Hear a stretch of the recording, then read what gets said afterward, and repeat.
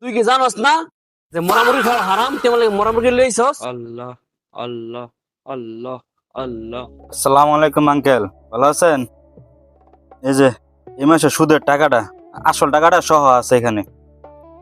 ও, টাকা নিয়ে আইছো? ওয়ালাইকুম আসসালাম। জি আলহামদুলিল্লাহ, আমি ভালো আছি। তোমার মারফিলটা ভালো আছে তো? জি আর অপারেশন ঠিকঠাক হয়েছে নি ঠিক মতন?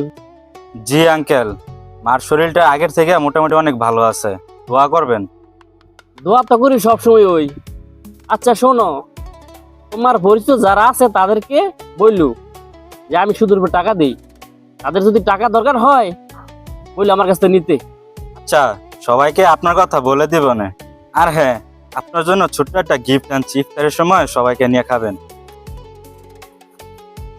কি আনছো আমার লাইগা? একটা মুরগি নিয়ে এসেছি আপনার লাইগা। হঠাৎ কি মনে করে মুরগি নিয়ে এলে আমার লাইগা? বাড়িতে মুরগি পালি তো, একটা মুরগি মরে গেছে, পরে চিন্তা করলাম ফালাই দিয়া কি করবো, আপনার জন্য নিয়ে আসি। আপনি তো মরা মুরগি খানই, ও তাই আর কি, ফালাই না দিয়ে আপনার জন্য নিয়ে আইছি। কি কইছস? তুই কি জানোস না যে মরামুরগি খাওয়া হারাম? তুই আমার লাগি মরামুরগি লইছস। আরে মিয়া, আপনি চেতেন কি লেগা?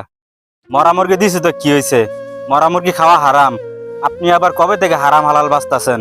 যে ব্যক্তি সুদ খায় তার কাছে শুয়োরের মাংস কি আর মরা মুরগি কি? আপনার জন্য তো সবকিছুই জায়েজ আছে। করেন তো হারাম কাজ, আবার মসজিদের সামনের কাতারে নামাজ না পড়লে আপনার নামাজ হয় না। এই যে হাতে তসবি নিয়ে সারাদিন রাস্তা দিয়ে হাঁটেন আর আল্লাহ আল্লাহ করতে থাকেন, আল্লাহ কি আপনারা বলছে হারাম কাজ করেন আর সুদ খান? আবার বলেন মরা মুরগি খাওয়া হারাম? আপনাকে এইসব বলে আর লাভ নাই। ঠিক আছে, আপনার টাকাগুলো রাখেন আর বাসায় যায় সপরিবার নিয়ে মুরগিটা রান্না করে খায়েন। জায়গা, আসসালামু আলাইকুম।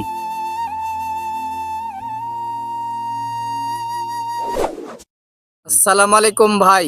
এই যে ভাই আপনার সুদের টাকাটা এই মাসের। ভাই রে, আমি তো সুদ খাই না, সুদ খাওয়া হারাম, আমি সুদ খাওয়া ছাইরে দিছি। আমার মাফ করে দিস। আমার সুদ আসল টেরে দি, লাভটা রাইখা দি।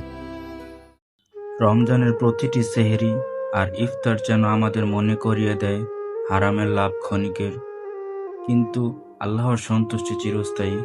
চলুন আজই তওবা করি, সুদ খাওয়া ছেড়ে দেই আর রহমতের পথে হাঁটি।